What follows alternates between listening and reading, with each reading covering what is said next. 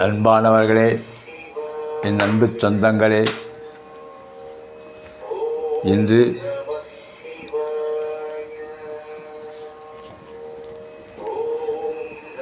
ஐப்பசி பௌர்ணமி. சிவ ஆலயங்களில் அன்னத்தினால் அபிஷேகம் செய்வார்கள். ஆகையால் அனைவரும் ஆலயத்திற்கு சென்று நம்மால் முடிந்த அபிஷேகத்திற்கு தேவையான பொருள்களை வாங்கி கொடுத்து இறைவன் அருளை பெறுமாறு கேட்டுக்கொள்கிறேன். அன்பானவர்களே, என்னுடைய சேனலை தொடர்ந்து பார்த்து வருவருக்கு மனமார்ந்த நன்றியை தெரிவித்துக் கொள்கிறேன். இன்று நவம்பர் மாதம் 15ஆம் தேதி ஐப்பசி 29 வெள்ளிக்கிழமை. இன்று கடவுளும் மனிதனும் என்ற தலைப்பில் ஒரு சிறு பதிவினை இடுவதற்கு திருவருளும் குருவருளும் கூட்டியிருக்கின்றது. ஆகையால் ஆன்மீக அன்பர்கள் அனைவரும் கேட்டு பயன்பெறுமாறு கேட்டுக்கொள்கிறேன். விழித்திருப்பவனுக்கு இரவு நெடிதாகும், களைத்திருப்பவனுக்கு வழி நெடுந்தூரமாகும். கடல் முழுவதும் நீர் நிறைந்திருந்தாலும் அதற்கு அமைதியில்லை.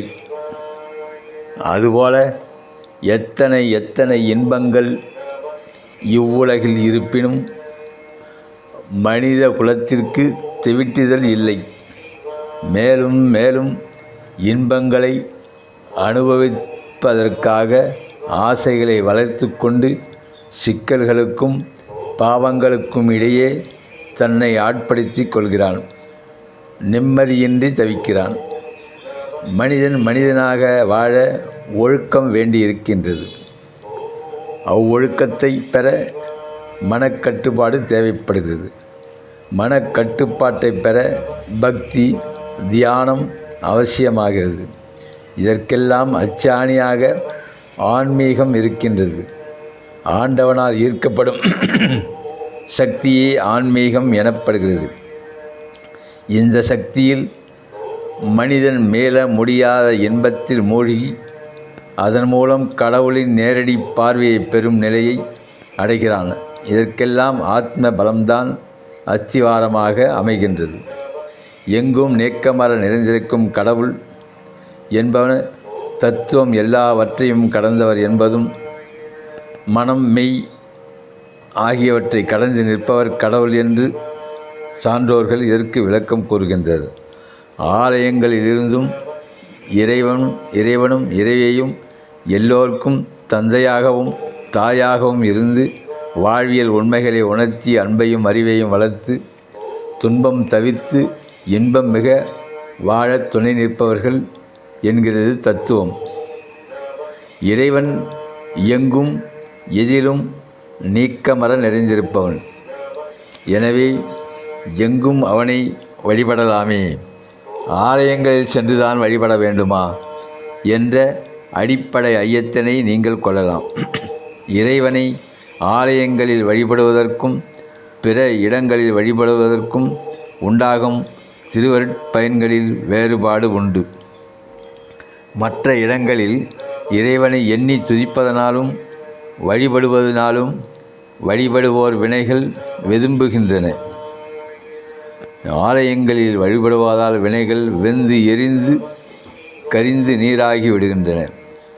கொடிய வெயிலில் ஒரு துணியை வைத்தால் அத்துணி வெதும்புமே என்று வெந்து கரிந்து சாம்பலாகாது. சூரியகாந்த கண்ணாடியின் கீழ் அத்துணியை வைத்தால் அத்துணி சாம்பலாகி விடுகின்றது. நேர் வெயிலுக்கு இல்லாத ஆற்றல் காந்த கண்ணாடியின் கீழ் வருகின்ற வெயிலுக்கு உண்டு என்பது விளங்குகின்றது. எங்கும் பறந்து விரிந்திருக்கும் கதிரவனின் வெம்மையை ஒன்றுபடுத்தி தன் கீழ் காந்த கண்ணாடி செலுத்துகின்றது. மற்ற இடங்களில் இறைவனை வழிபடுவது வெயிலில் துணியை வைப்பது போன்றது. ஆலயங்களில் இறைவனை வழிபடுவது என்பது காந்த கண்ணாடியின் கீழ் துணியை வைப்பது போன்றது.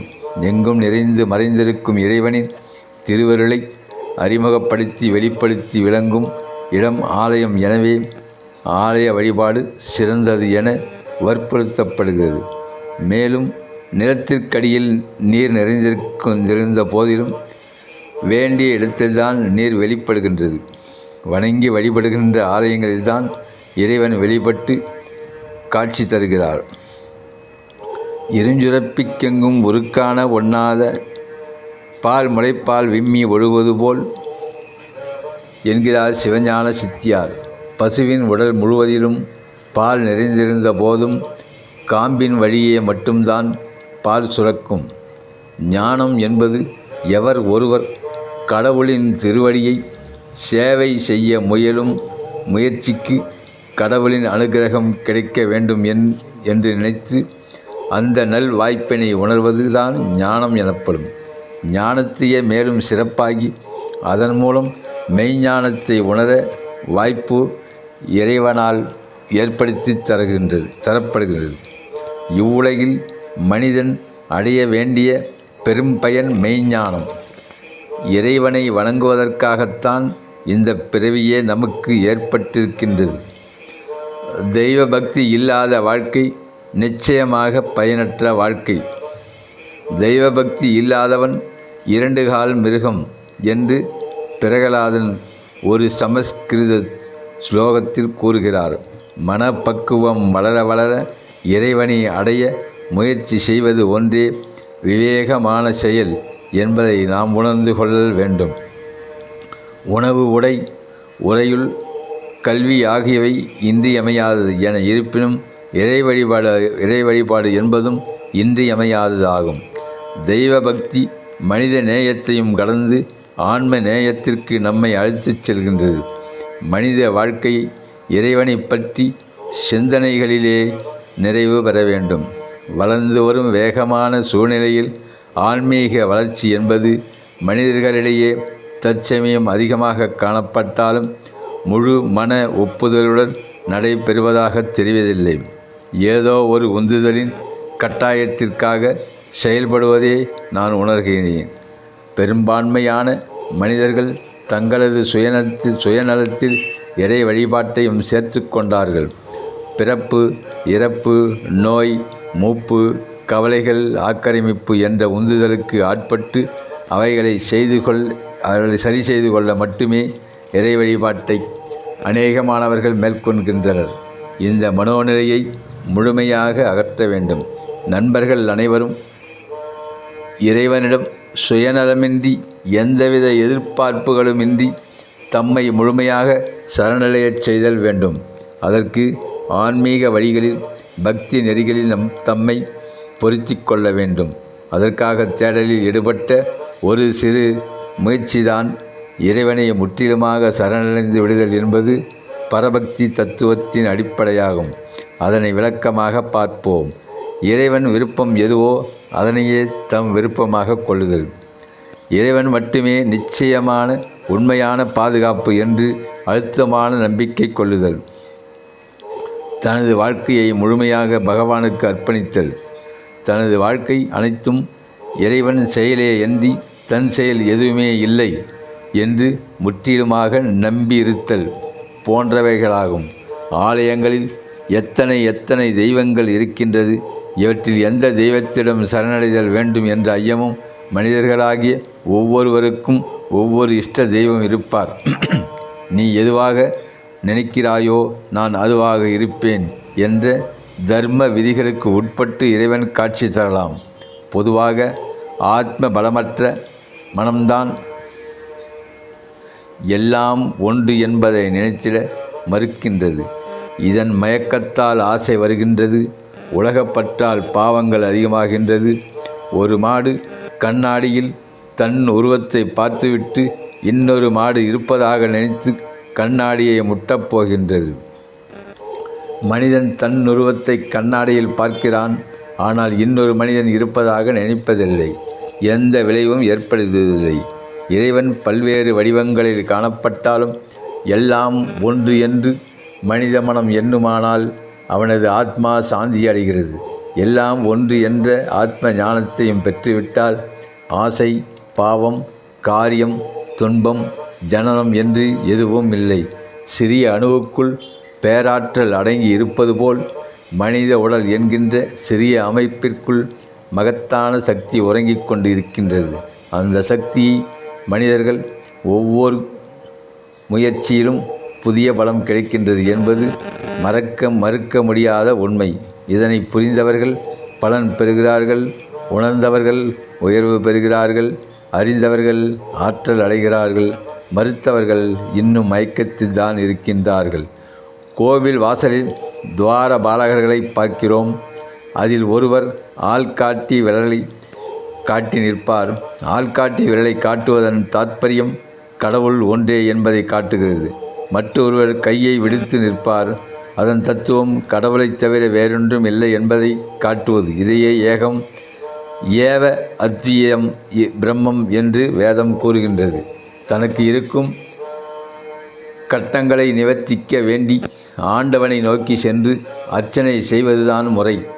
சிலர் ஆலயங்களுக்கு செல்லும்போது அர்ச்சனையை ஆண்டவனது பெயருக்கே செய்யும்படி அர்ச்சகரிடம் கூறுவதையும் அவ்விதமே அர்ச்சரும் செய்வதையும் காண்கின்றோம். இது தவறு. ஆண்டவனின் கட்டத்தை நீக்க நாம் அங்கு செல்லவில்லை என்பதனை தயவு செய்து உணர வேண்டும். குறைகளை நிவர்த்தி செய்பவன்தான் இறைவன். அதற்காக மட்டுமே அவனை நாம் நாடுகின்றோம். பிறகு எதற்கு அவன் பெயரை அர்ச்சகரிடம் சொல்ல வேண்டும்? ஐரான் வீட்டை நீ உலுக்கினால் உன் வீடு சீக்கிரம் உன் தலையில் விழும். பல்வேறு சமயங்களுள் மிகவும் பழமையும் பெரும் சிறப்பும் வாய்ந்தது சைவ சமயம்.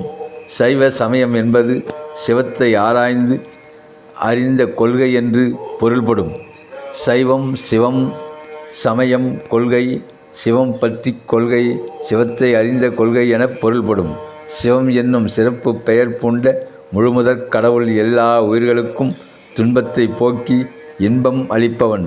இன்பம் அளிப்பதோடன்றி எல்லா நலன்களையும் இனிது வழங்குபவன்.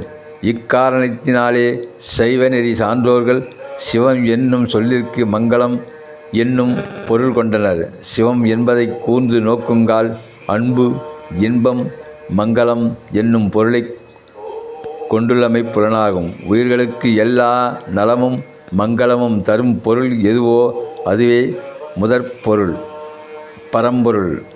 சிவன் பேரின்ப நிலையாகிய முக்தியே வீடு பேரே சிவகதி. சிவகதியில் கொண்டு சேர்க்கும் நெறியே சிவநெறி. சைவநெறி சைவ சமயம் முழுமுதற் பரம்பொருளாகிய சிவத்தை சைவ சமயம் அன்பின் வடிவமாக கொண்டுள்ளது. எனவேதான் அன்பே சிவம் என்னும் மொழி, அருள்மொழி சைவ நூல்களில் சிறப்பாய் விளங்குகின்றது. சிவம் எனப்படுகின்ற பரம்பொருள், விஷ்ணு எனப்படுகின்ற பரம்பொருள், முருகன் எனப்படுகின்ற பரம்பொருள், சக்தி எனப்படுகின்ற பரம்பொருள், கணபதி எனப்படுகின்ற பரம்பொருள், கதிரவன் எனப்படுகின்ற பரம்பொருள் என்று இவ்வாறு எத்தனை பரம்பொருள்கள் உள்ளன என்று வேறு சில சமயத்தவர்கள் நம்மை கேட்பது உண்டு. இந்து சமயத்தில் அது சைவ சமயமாய் இருந்தாலும், வைஷ்ணவமாய் இருந்தாலும், கௌமாரமாய் இருந்தாலும் பரம்பொருள் ஒன்றே ஒன்றுதான். அது இரண்டல்ல, பல அல்ல. இந்து மதத்தின் அடிப்படை உண்மைகளை அறியாததால் எழுகின்ற கேள்வி இது. அந்த ஒரே பரம்பொருளைத்தான் சைவர்கள் சிவன் என்கிறார்கள், வைஷ்ணவர்கள் விஷ்ணு என்கிறார்கள், சாக்தர்கள் சக்தி என்கிறார்கள், கௌமார்கள் குமாரன் என்கிறார்கள், காணாபத்தியர்கள் கணபதி என்கிறார்கள், சௌரவர்கள் சூரியன் என்கிறார்கள். அப்படியானால் இவ்வாறு ஒவ்வொருவருக்கும் தங்கள் விருப்பம் போல் பெயரிட்டு அழைக்கின்ற அந்த பரம்பொருளின் இயல்பான பெயர் என்ன என்பது அடுத்த கேள்வி.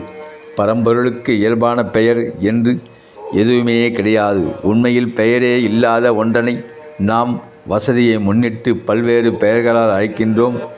இதுவே சைவ சமயத்தின் அடிப்படை கோட்பாடு. உலகில் காணப்படும் நிலம், நீர், காற்று, நெருப்பு போன்ற சாதாரண பொருள்களுக்கு அவ்வவற்றுக்குரிய இயல்பான பெயர்கள் இருக்கும்போது அவை எல்லாவற்றிற்கும் மேலான பரம்பொருளுக்கு மட்டுமே ஒரு இயல்பான பெயர் கிடையாது என்பதனை எப்படி ஒப்புக்கொள்வது என்கிறீர்கள்? நாம் சற்று சிந்தித்து பார்ப்போமேனால் நிலம், நீர், நெருப்பு, காற்று போன்ற பெயர்கள் கூட அப்பெயர்களால் குறிக்கப்படுகின்ற பொருள்களின் இயல்பான பெயர்கள் அல்ல என்பது நமக்கு தெளிவாக விளங்கும். உதாரணமாக, நீர் என்பது ஒரு பொருளின் இயற்கையான பெயராக இருந்தால் உலகிலுள்ள எல்லா மக்களும் ஏன் அதனை அந்த ஒரு பெயரால் மட்டுமே குறிப்பிடுவதில்லை? ஆங்கிலேயர்கள் அதனை வாட்டர் என்றும், இலத்தியர்கள் அதனை ஆக்வா என்றும், வட இந்தியர்கள் அதனை பானி என்றும், அதனை வெள்ளம் என்றும், தெலுங்கானாவர்கள் நீலு என்றும் இப்படி பல்வேறு பெயர்களால் அழைக்க வேண்டும். காரணம் வேறு ஒன்றுமில்லை. அந்த பொருளுக்கு உண்மையான அல்லது இயற்கையான பெயர் என்பதற்காக எதுவுமே கிடையாது. அதனால்தான் ஒவ்வொரு மொழியைச் சேர்ந்த மக்களும் அதனை வெவ்வேறு பெயர்களால் அழைக்கின்றார்கள். நேரைப் போலவே நிலம், காற்று, நெருப்பு எனப்படுகின்ற பொருள்களுக்கும் இயல்பான பெயர்கள் கிடையாது. இன்னும் சற்று ஆழ்ந்து சொன்னால், உலகில் உள்ள எந்த ஒரு பொருளுக்குமே உண்மையான பெயர் கிடையாது. ஒவ்வொரு பொருளுக்கும் ஒவ்வொரு உண்மையான பெயர் உண்டானால் உலகு அனைத்திலும் ஒரே ஒரு மொழிதான் வழக்கில் இருந்து கொண்டே இருக்கும். இரண்டாவது மொழிக்கு உலகில் இடமே இருக்காது. ஒரு பொருளுக்கு வெவ்வேறு மொழிகளில் வெவ்வேறு பெயர்கள் வழங்கி வந்தாலும் அந்த பெயர்களாலும் காணப்படுகின்ற பொருள் ஒன்றுதானே தவிர பல இல்லை. இதே போலதான் சிவம் என்றும், விஷ்ணு என்றும், சக்தி என்றும், கணபதி என்றும், கந்தன் என்றும், கதிரவன் என்றும், இயேசு என்றும், அல்லாஹ் என்றும் பல்வேறு பெயர்கள் வழங்கி வந்தாலும் அந்த பெயர்களால் குறிப்பிடப்படுகின்ற பரம்பொருள் ஒன்றே அன்றி பல அல்ல என்பதனை நாம் உணர்ந்து கொள்ளல் வேண்டும். தூபம் பாவத்தை போக்குவதாலும், தீபம் மரண பயத்தை போக்குவதாலும், நைவேத்தியம் வறுமையை போக்குவதாலும், பூஜையில் இவை மூன்றும் அத்தியாவசியமானதாகும். அன்பான மெய்யன்பர்களே, இதுவரை எனது பதிவினை பொறுமையாக பார்த்ததற்கு உங்கள் பொற்பாதங்களை மலர் தூவி சிரம் தாழ்த்தி வணங்கி கேட்டுக்கொள்கிறேன். அனைவரும் சப்ஸ்கிரைப் செய்யுமாறு கேட்டுக்கொள்கிறேன். வணக்கம். ஓம் நமச்சிவாய, ஓம் நமச்சிவாய, ஓம் நமச்சிவாய.